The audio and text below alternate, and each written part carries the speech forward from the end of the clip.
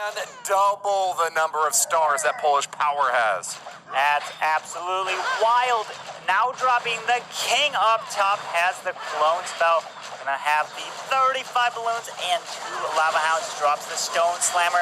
Will actually open up this wall if the king doesn't take down the archer tower, or no, he doesn't get the drop down. Unfortunately, the king can't go in, but it will right there off of the wizard tower. King's gonna have low health, unfortunately. The E-Drag might get stuck on the enemy king.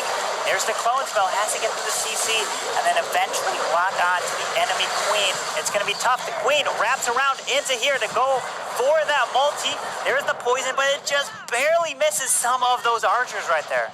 Wow, the last shot from the queen takes down that Inferno tower. That is what Yane needed. Unfortunate that positioning on the poison spell wasn't enough to grab those archers, but the splash damage from this baby dragon could be enough to clear out the rest of the CC troops. Now he's dropping the balloons from the top side with the lava hound spell in front. The Grand Warden's gonna follow, drops the haste. He's not at 51%, but he does have an earthquake with him to activate the town hall, so the balloons do target it. He's gonna try to overwhelm it. The lava hounds are flying across. Grand Warden ability, and there's a witch still in there firing on the balloons, but he's got a ton of them. Just looking to overwhelm this. The enemy queen is still up. Finds a Tesla farm on the back end. The enemy queen and the witch are going to just do so much damage on these balloons as they're flying through.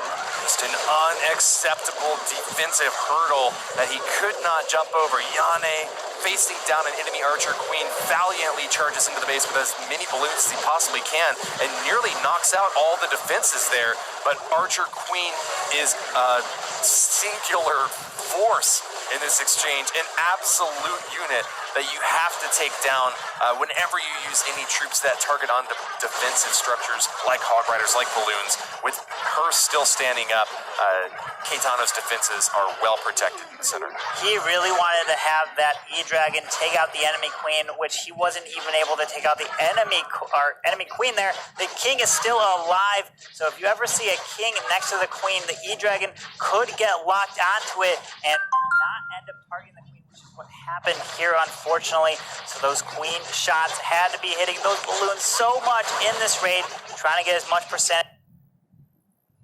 Heroes, they kind of wander around in the center of the map, and if you want your electric dragons to target onto a specific one of them, you kind of have to keep a very close eye on them and make sure that you deploy right at the perfect moment.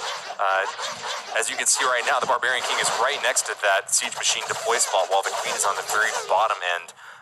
That might have been the difference between two